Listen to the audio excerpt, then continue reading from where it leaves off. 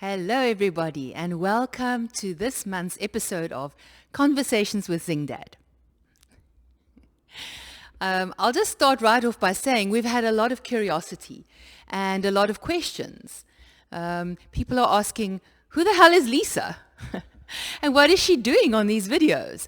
So today we're going to try and address that issue for you. But I'll let Mr. Zingdad himself have the first say. Yeah, hi everybody. So, Lisa's kind of joking. I think the curiosity is not so much around who she is, because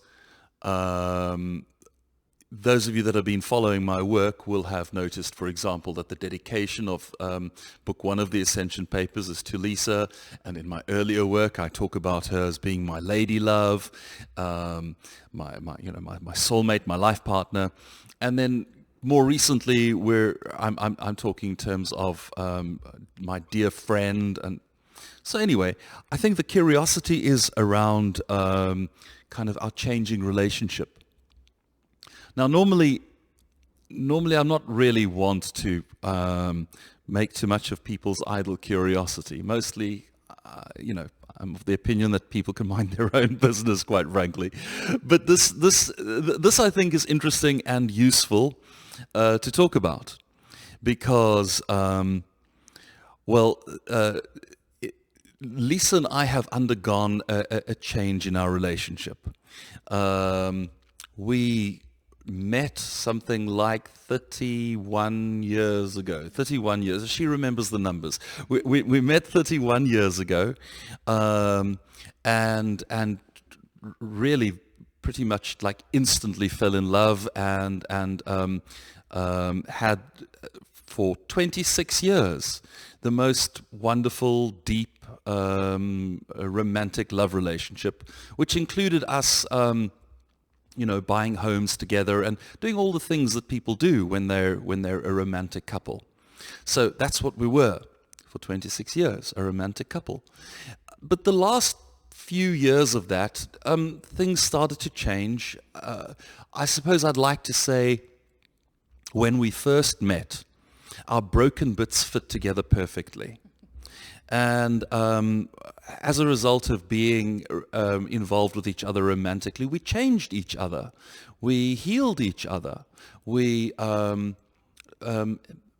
started to really engage the journey of becoming the more authentic being that we each of us are. And the reality is, we're not that well suited as romantically. We've had a look at our stars, our astrological profile, and according to the astrologer that looked at it, said we're an horrendous match. Like all of our planets are in opposition, and the astrologer thought there would be nothing but conflict between us. Well, by some magic and miracle and spiritual alchemy, what happened is it worked very, very well for, as I say, for 26 years. And then we got to a place where it just really wasn't working that well. And then it was difficult, because what do you do with that deep a connection? Now, I think, most people get married and have kids and that sort of thing. And I'm really grateful we did neither of those things, married or have kids, because that would make it very much more difficult. When you're married, it's kind of digital. You're either married or not married. And the process of going from married to not married is things have to get separated. We have to decide what's mine, what's yours, and people get hurt about these processes. They get involved in the sense of like stuff being taken away, and they hurt each other, they stab each other in the back, they get horrible with each other. And two people that started out being really, really, each other's most beloved, they eventually become each other's most hated. Well, fortunately, we didn't do that. The the uncoupling process was not easy, and we certainly weren't as conscious about it as I suppose one should be, or as I'd like to be. But we managed to maintain a vestige of trust in each other. We managed to keep coming back to communicating.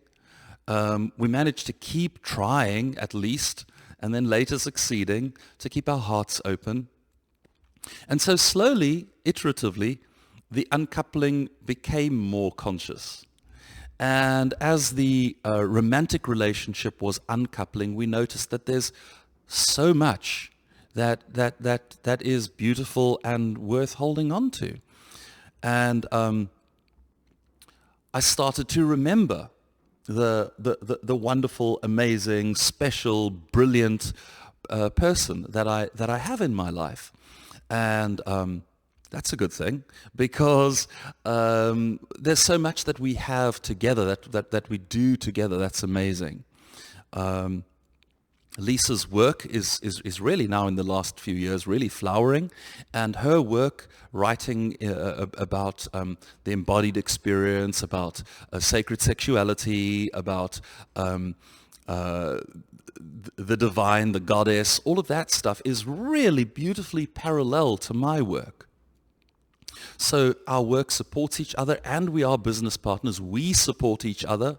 We have brainstorming sessions together. We encourage each other. We are each other's muse and guide. And on top of all of that, also best friends. So now we're in a place which is really quite beautiful. Now we can give each other advice and encouragement in, with the other people that we're dating.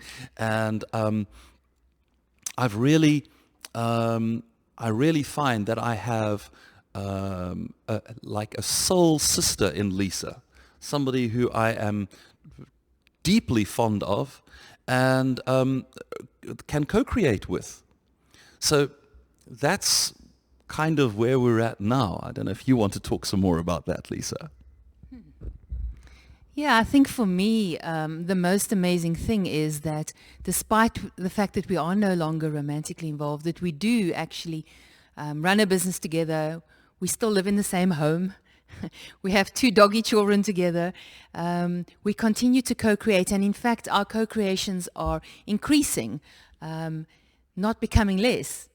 And actually, I think this is why we wanted to share with you a little bit about our relating and how it has changed, because as Anne said, we were not very conscious in the beginning in our uncoupling, and we have become a lot more conscious as we go along. And through this process, I think we realize we have something to share, and so we would love to share that. We sort of feel if we could help other people to be more conscious about their coupling and be more conscious about their uncoupling, then that is something that we would really love to share and we would love to help others with. So watch the space, because this is an offering which we are going to be looking at presenting in the future. Yeah, we both got projects on the go right now. We're both actively, writing and creating projects. So I suppose this is more like just putting a stake in the sand. That's definitely something that we are going to be working on in the future. How to relate to yourself, how to love yourself, how to relate to your body, how to relate to life, how to relate to others. What is love? What does it mean to be loving life? There's so much confusion about that, and the templates that we have. People, a young person meets a beloved other. What do? Well, we can date, then we can get serious, then we get married. It's kind of like that's the template. That's what we have. And and I'm not saying there's anything wrong with that, if that's what you like, if that's what works for you. But do we have opportunity to really think about how we are relating and to have those deep conversations? Do we know how to sit with a beloved and open your heart when the conversation is really difficult.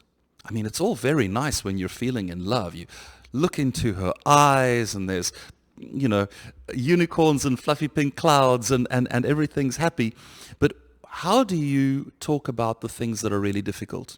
How do you take to your beloved a conversation that you know is going to trigger the hell out of her, that's going to make her angry and sad? And what do you do? Well, for the 26 years that we were together, we just made space, and we just made more and more space. And we avoided the difficult stuff wherever we could in the name of, protecting the other or protecting the relationship, or maybe it was pure cowardice. I don't always know.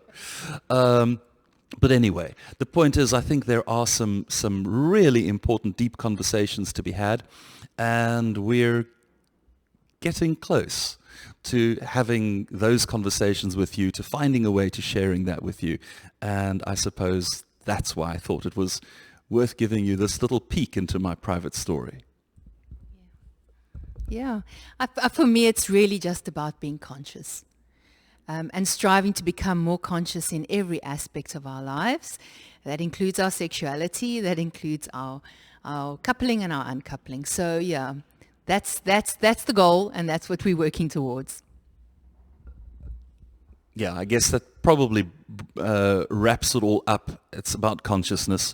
I really believe if we're living consciously, anything that you are doing fully consciously is okay. People want to make rules for their lives. This is bad, that's good. And often it's all okay if it's done with full consciousness. But I guess that's what I wanted to say. Is there anything you want to add? No, nothing to add. Nothing from me either. Thank you for listening, friends. Until next month, much love. Bye-bye.